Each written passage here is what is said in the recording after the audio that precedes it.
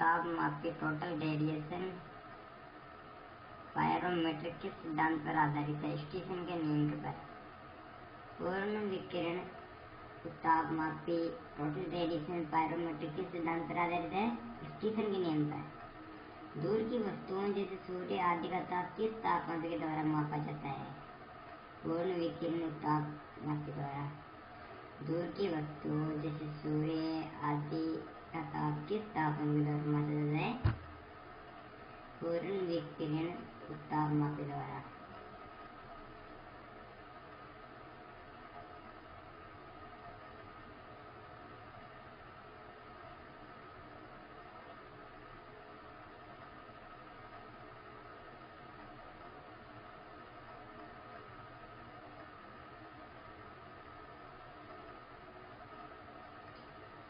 कितना तापमान होने पर पाठ्यांक सेल्सियस और फ़ारेनहाइट तापमापियों में एक ही होंगे? -40 डिग्री सेल्सियस पर। कितना तापमान होने पर पाठ्यांक सेल्सियस के पाठ्यांक और फ़ारेनहाइट के जो पाठ्यांक है वो दोनों सेम कितने तापमान पर होंगे? -40 डिग्री पर सेल्सियस फ़ारेनहाइट तापमापियों पर पाठ्यांक दोनों बराबर होंगे, एक ही होंगे। सेल्सियस पैमाने का 0 डिग्री फ़ारेनहाइट स्केल कितने डिग्री के बराबर होता है? 32 डिग्री। सेल्सियस पैमाने का 0 डिग्री फ़ारेनहाइट स्केल कितने डिग्री के बराबर होता है? 32 degree. It means 32 degree Fahrenheit is equal to 0 degree Celsius. मानव शरीर का तापमान 98.6 डिग्री फ़ारेनहाइट होता है। सेल्सियस स्केल पर यह कितना होगा? 37 डिग्री सेल्सियस। अति लघु समय अंतरालों को सही मापने के लिए किसका प्रयोग किया जाता है? परमाणु घड़ियों का। एक मनुष्य का तापक्रम 60 डिग्री सेल्सियस है। एक मनुष्य का तापक्रम 60 डिग्री सेल्सियस है तो उसका तापक्रम फ़ारेनहाइट में क्या होगा? उसका तापक्रम फ़ारेनहाइट में होगा 140 डिग्री फ़ारेनहाइट। पानी का घनत्व किस ताप पर अधिकतम होता है? पानी का जो घनत्व है वो किस ताप पर सबसे अधिकतम होता है? 4 डिग्री सेल्सियस पर। साइकिल के ट्यूब अधिकांशतः गर्मियों में क्यों फटते हैं? साइकिल का जो ट्यूब है सबसे ज्यादा गर्मियों में ही क्यों फटते हैं? गर्मी के कारण ट्यूब फट जाता है। किसी झील की सतह से किसी झील की सतह का पानी जमने ही वाला है। झील के अधः तल में जल का तापमान क्या होगा? किसी झील की सतह का पानी बस जमने ही वाला है। झील के अधः तल में जल का तापमान क्या होगा? 4 डिग्री सेल्सियस। वैसे भी हम जानते हैं कि जो पानी के जो जमने का जो टेम्परेचर है वो 4 डिग्री सेल्सियस है। ऊष्मा के संचरण की किस विधि में पदार्थ के अणु एक दूसरे स्थान पर स्वयं नहीं जाते? ऊष्मा के संचरण की किस विधि में पदार्थ के अणु एक स्थान से दूसरे स्थान तक स्वयं नहीं जाते? चालन में।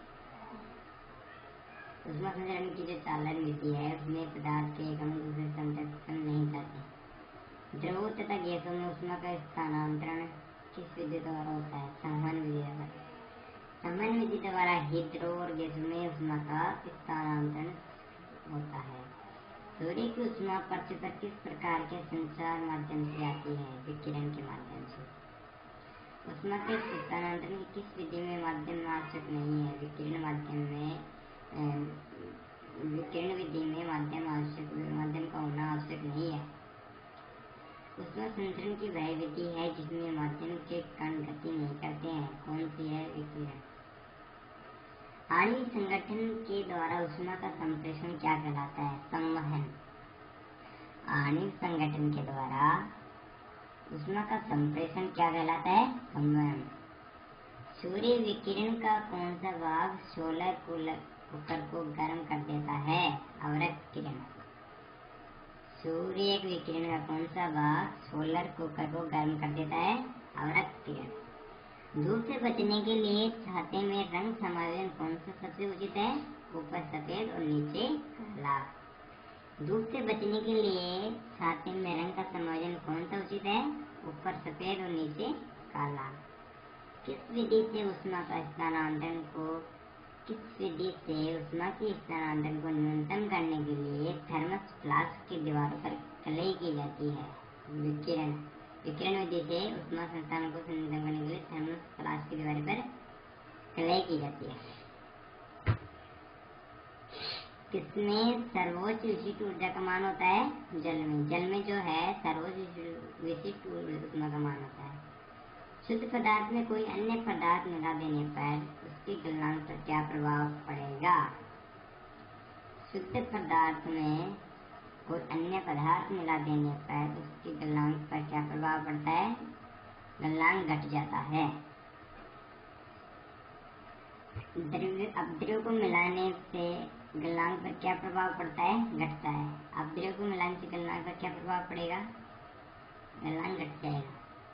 चावल को पकाने में कहाँ अधिक समय लगेगा? माउंट एवरेस्ट पर।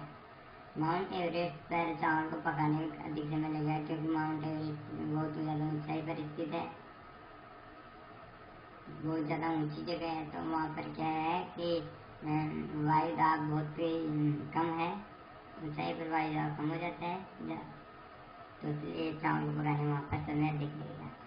किसी द्रव का उसके क्वथनांक से पूर्व उसके वाष्प में बदलने की प्रक्रिया को क्या कहते हैं? वाष्पीकरण। आंतरिक ऊर्जा की संकल्पना ऊष्मागतिकी के किस नियम से मिलती है? प्रथम नियम से।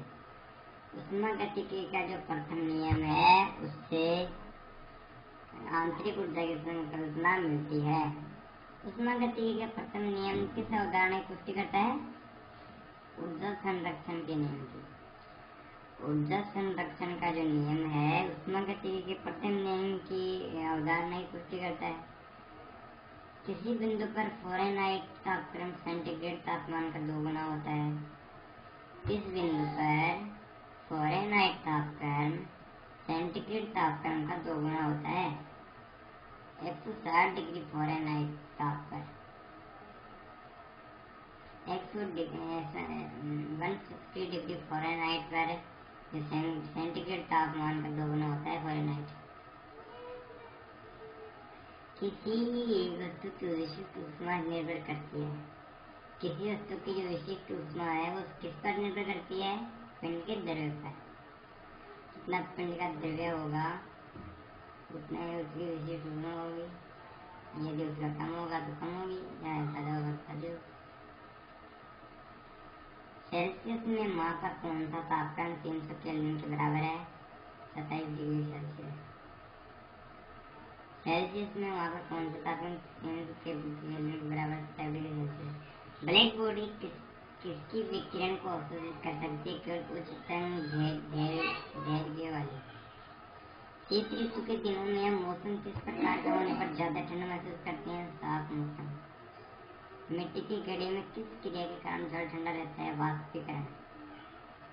प्रागैतिहासिक तरंगों को सबसे पहले किसने सीटी बजाकर उत्पन्न किया था? गाल्टन ने। गाल्टन नामक जो वैज्ञानिक थे उन्होंने प्रागैतिहासिक तरंगों को सबसे पहले जो सीटी बजाकर उत्पन्न किया था। ध्वनि का तारतम्य किस पर निर्भर करता है? आवृत्ति पर।